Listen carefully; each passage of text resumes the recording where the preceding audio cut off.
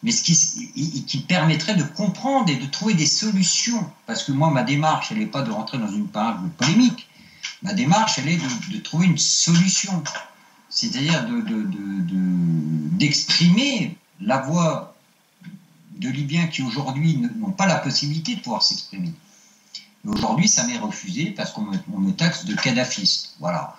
Donc, ça reflète bien aujourd'hui que ces instituts qui, je présume, bénéficient certainement de subventions de l'État sont des instituts qui sont complètement orientés à une politique, à une pensée unique, et qui refusent de mettre en lumière la vérité libyenne, à savoir qu'aujourd'hui, nous avons toujours ces réseaux Sarkozy, ces réseaux Fabius, qui continuent à avoir la main auprès de l'opinion française pour donner une information erronée auprès du public, auprès des hommes politiques, parce que ce qui est intéressant, c'est que ces hommes politiques s'appuient sur l'analyse de ces instituts pour prendre des décisions. Voilà. Et on me refuse aujourd'hui de m'exprimer parce que je vais aller à peut-être perturber ces experts qui ont fait Sciences Po, qui ont fait l'ENA, qui ont une légitimité aujourd'hui auprès des conseillers tant du Quai d'Orsay mais aussi de l'Élysée, et on me refuse la parole. Voilà. Donc ça me paraissait important de le dire parce qu'on se revendique comme étant le pays de la libre expression. Nous sommes dans un système, en ce qui concerne la Libye, dictatorial. C'est ce qu'on reproche à Kadhafi, c'est quand même assez intéressant, où on continue à stigmatiser l'image d'un homme qui a tout fait pour son pays, et on refuse que des gens qui défendent sa mémoire, qui défendent le travail qu'il a réalisé pour le peuple libyen, qu'il voulait réaliser pour l'Afrique, aujourd'hui, ces instituts refusent que la vérité sorte. Voilà. Donc ça me paraissait important d'en parler aujourd'hui. Néanmoins, je continuerai bien évidemment à formuler des requêtes en ce sens. Et là, nous sommes en train de créer une association, une fondation à la mémoire de Mouammar Kadhafi, où nous porterons plainte à chaque propos diffamatoire tenu par ces experts, par ces journalistes à l'égard de Mouammar Kadhafi. Et je t'annonce une rentrée au mois de septembre qui va être assez explosive en ce sens. D'accord, oui. Ce qui est d'ailleurs assez étonnant parce que si ces gens étaient vraiment des experts, ils seraient très heureux de se confronter à toi et à tes camarades pour montrer au vu et au su de tout le monde que vous n'avez pas la vérité et que il suffit d'argumentation bien solide pour montrer que vous mentez. Donc, oui, mais c'est ça, voilà. Le fait d'avoir cette attitude partisane de fait, de t'empêcher d'avoir ce débat public, ça prouve une chose, c'est que finalement, ils n'ont pas la certitude d'être vraiment dans la vérité. Mais ils savent très bien qu'ils sont dans la manipulation, parce que ces experts, cet institut sont dépendants de finances publiques ou de finances privées qui ont tout intérêt à maintenir cette situation chaotique en Libye. Voilà, donc ça nous le savons, ils le savent aussi très bien. Et d'ailleurs, c'est en ce sens, et c'est la raison pour laquelle aujourd'hui ils ne souhaitent pas de débat dans le fond. Parce que le débat révélerait l'imposture de ces individus, tout simplement. Voilà. Mais maintenant, le problème, c'est qu'ils sont responsables de fait de la situation chaotique en Libye. Pourquoi ? Parce que, comme je te l'ai indiqué, les parlementaires, nos députés s'appuient sur ce genre d'analyse. Oui. Voilà, c'est-à-dire qu'aujourd'hui, ces réseaux Fabius, Sarkozy, j'ai pu l'indiquer, qui travaillent pour des intérêts supérieurs à l'État français, qui travaillent pour notamment un État étranger qui a tout intérêt à ce qu'il y ait le chaos en Libye, pour des intérêts économiques, mais aussi pour envoyer les migrants en Europe. Voilà, ils ne veulent pas qu'on parle de cela, sauf qu'ils le savent pertinemment. C'est-à-dire que d'avoir un interlocuteur des comités révolutionnaires internationaux en face d'eux leur pose problème. Pourquoi ? Parce que nous allons, nous, leur apporter des preuves factuelles. Notamment sur la bienveillance qu'ils peuvent avoir eu à l'égard notamment des frères musulmans de Tripoli, qui sont une bande de terroristes, de mafieux, qui n'ont que faire de l'intérêt du peuple libyen, qui n'ont que faire des intérêts du peuple européen, et qui sont là uniquement pour des intérêts, pour l'essentiel personnels, c'est le principe des mafias, mais qui répondent aussi à l'agenda d'une politique de certains États étrangers qui va à l'encontre des intérêts français. Je ne sais pas si tu comprends bien ce que je veux dire. Oui. Je ne veux pas rentrer non plus trop dans le détail de manière à éviter encore des problèmes supplémentaires autant pour toi que pour moi. Mais je pense que les choses sont... je pense que tu as pu décrypter entre mes mots justement ces intérêts autres que les États, que les intérêts de l'État français. Oui, tout à fait. Ouais. C'est pour ça qu'on retrouve un certain BHL comme promoteur de la guerre contre la Libye, etc. On n'en dira pas plus, je crois que tout. Non, mais Bernard Lévy s'est exprimé en... Alors j'avais fait une erreur lors du dernier CITREP ou l'avant-dernier, c'était non pas en novembre 2012, mais c'était en novembre 2011, où, lors d'un débat du CRIF, où il avait exprimé son engagement pour les intérêts d'Israël. Alors il ne l'avait pas tourné comme ça, mais on le prend en tant que tel. Hein. Voilà. Donc voilà, M. Bernard Lévy défend les intérêts de son pays, hein, Israël, travaille pour la création du Grand Israël. Donc maintenant on comprend mieux tout ça. C'est-à-dire qu'aujourd'hui nous avons des réseaux étrangers qui sont fortement impliqués tant dans les services de renseignement intérieur français, mais aussi dans la politique étrangère française, qui fait tout pour continuer à maintenir les propos mensongers de Bernard-Henri Lévy, l'agression criminelle de Nicolas Sarkozy en Libye en 2011. Mais de toutes les manières, la vérité sort, et elle sort à ce jour, elle sortira. Rien n'empêchera que la vérité jaillisse, et elle va y jaillir de manière claire, je l'espère prochainement. Tu m'avais fait part du fait que le CRI avait été contacté par la justice française afin d'obtenir plus d'informations concernant le financement de la campagne présidentielle de Nicolas Sarkozy. Qu'en est-il présentement ? Ah oui, effectivement, on a été contacté puisqu'il y a eu trois témoins libyens lors de reportages explosifs de cache investigation qui ont témoigné, hein, puisqu'ils étaient témoins directs du financement de la campagne de Nicolas Sarkozy, au point que la justice a fait une réquisition auprès de France Télévisions de cache investigation. Et ce reportage est considéré comme une pièce à conviction par la justice. Donc cette justice française, bien évidemment, s'est rapprochée du Comité révolutionnaire international, puisque c'est le Comité révolutionnaire international qui a permis le témoignage de ces trois témoins libyens de ce financement. Donc certains de ces témoins ont souhaité être entendus en France par la justice française. Et là, on rentre dans une histoire rocambolesque. C'est-à-dire que nous avions demandé une protection rapprochée pour le témoin. La justice nous a fait comprendre que c'était un petit peu compliqué parce qu'il ne souhaitait pas que certains services français soient au courant de sa venue. Ça, c'est le premier point. Ensuite, nous avons proposé une société de sécurité rapprochée pour sécuriser, c'est-à-dire que le CRI allait prendre en charge, entre guillemets, puisque nous sommes en contact avec des boîtes de sécurité qui étaient prêtes à intervenir pour sécuriser, hein, donc c'est des sociétés de sécurité de garde du corps. Lorsque ces derniers se sont rapprochés des autorités compétentes, parce que malgré tout cela, il y a besoin d'une autorisation, voilà ce que ces derniers m'ont répondu. Alors, je demande 2 petites secondes. Oui, pas de problème. Et c'est là qu'on voit...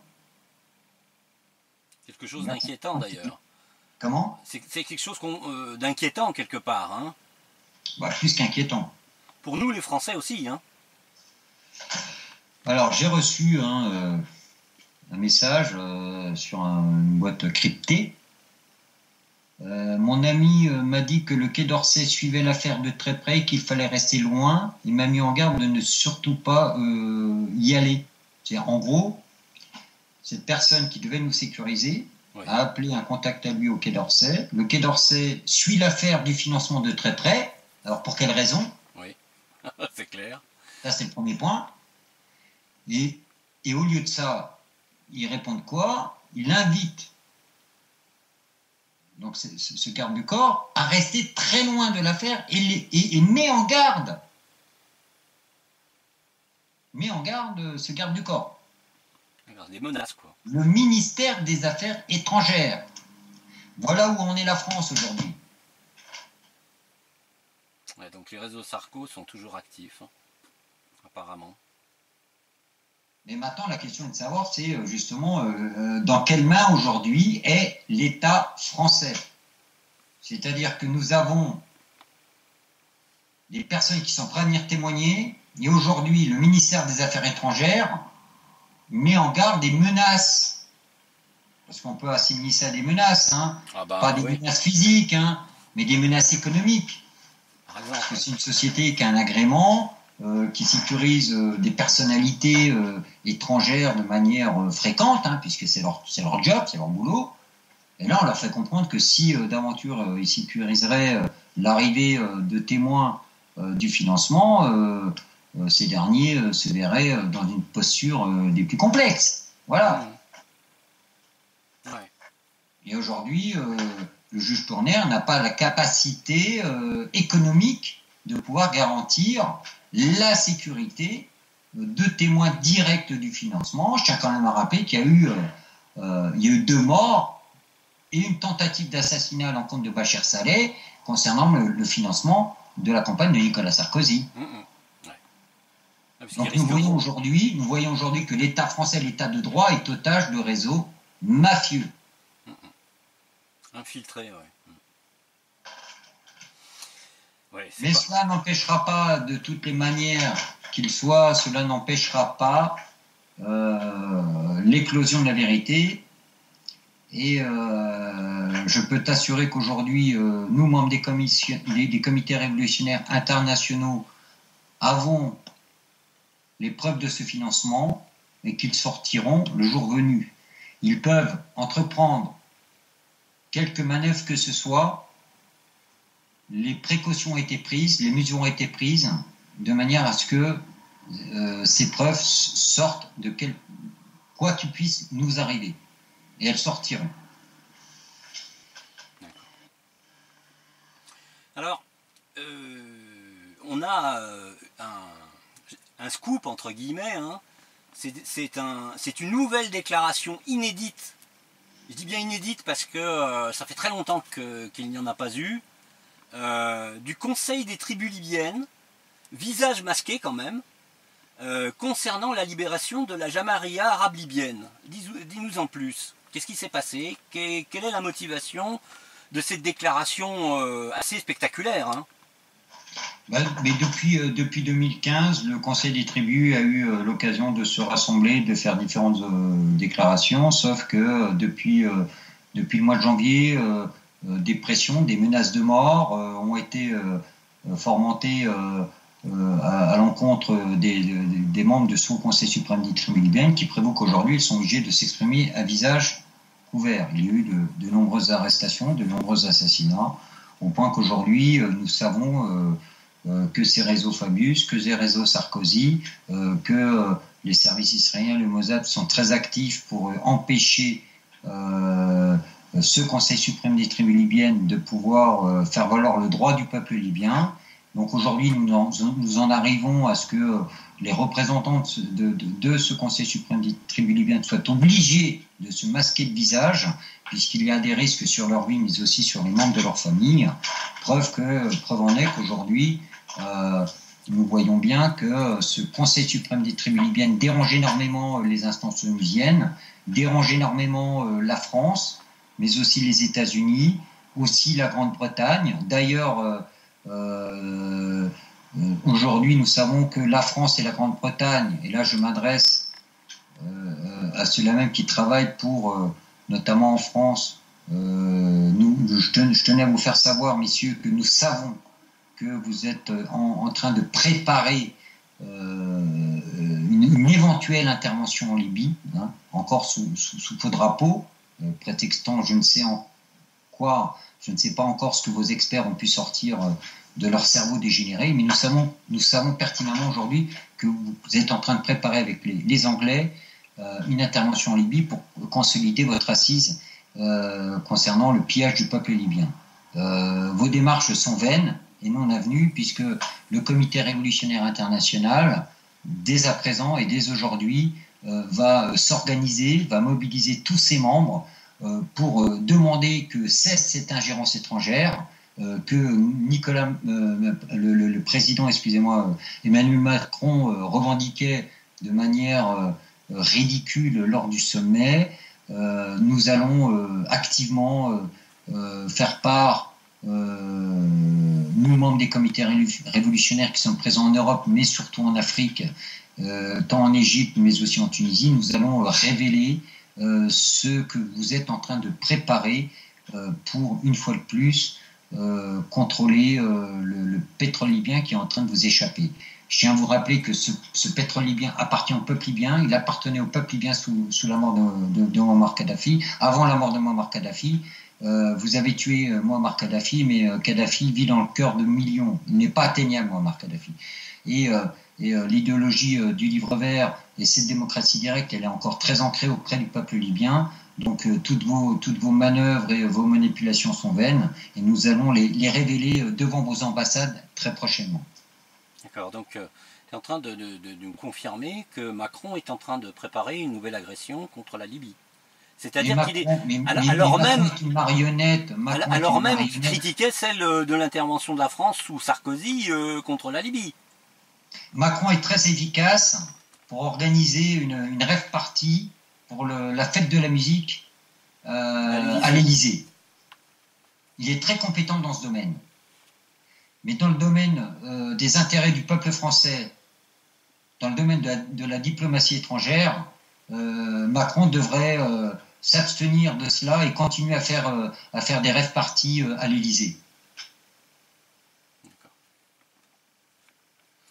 Bien, on arrive à l'issue de ce CITREP. Aurais-tu quelque chose de plus à y ajouter? Oui, bah écoute, mon positionnement, ma rectitude face à ma fidélité au peuple libyen me prévaut depuis plusieurs mois des ennuis à titre personnel, judiciaire, des positionnements assez farfelus, hein, que je n'évoquerai pas ici parce que ça fait partie de mon intimité, surtout dans l'intérêt de ma famille. Donc on y voit bien évidemment la main de ces réseaux,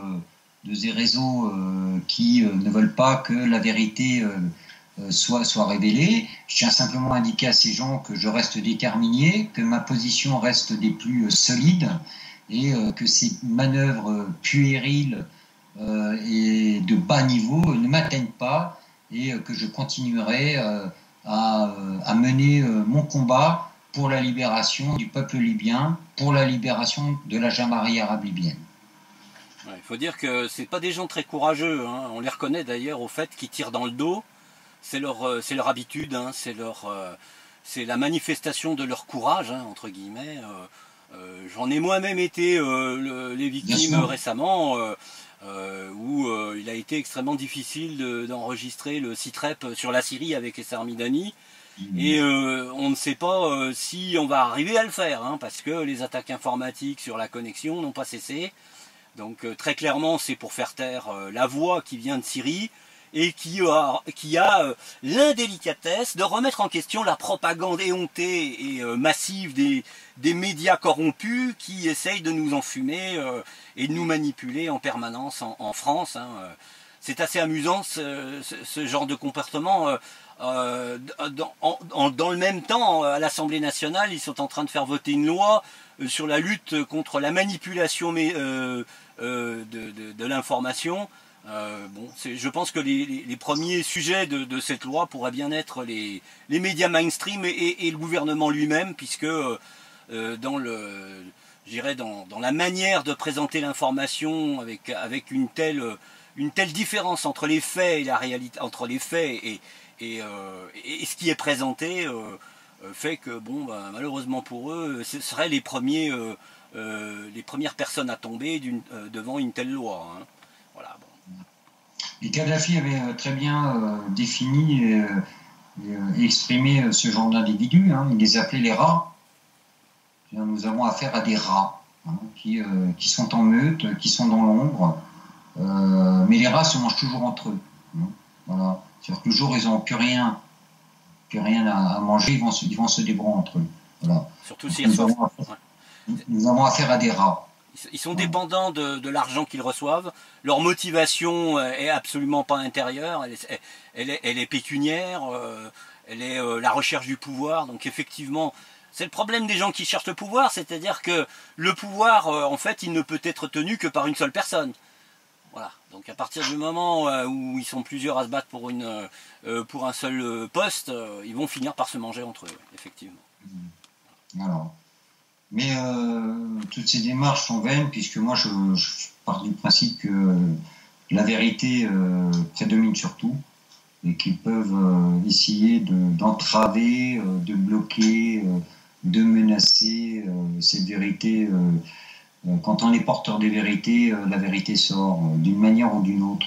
Et on le voit bien d'ailleurs au travers de Sarkozy, de ce financement, malgré tous les réseaux qui sont actifs pour empêcher l'éclosion de la vérité. On voit que Nicolas Sarkozy, sur le financement, n'a pas pu empêcher la révélation de son financement, hein, malgré la puissance de ces réseaux.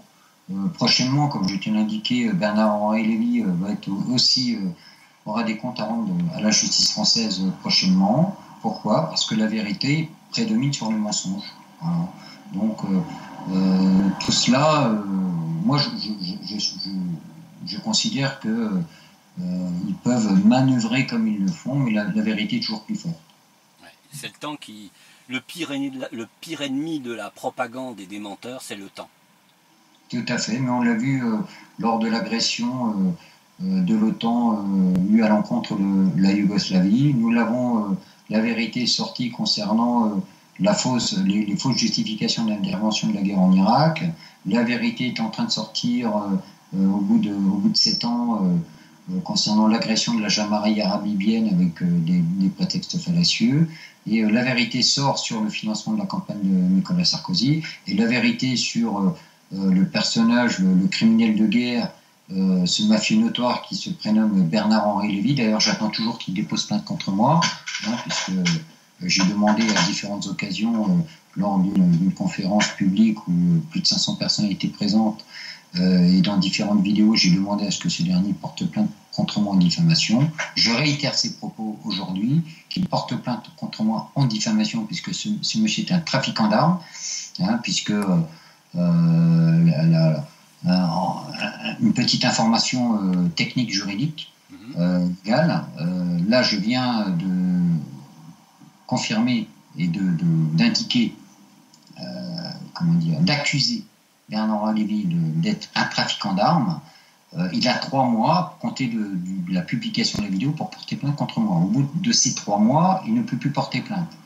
Donc, comme j'indique depuis plusieurs mois, depuis 8 mois maintenant, que M. Bernard-Henri Lévy, alors s'il avait vu les vidéos tardivement, il ne pouvait pas porter plainte. Maintenant, en regardant ta vidéo, je l'invite à porter plainte contre moi en diffamation.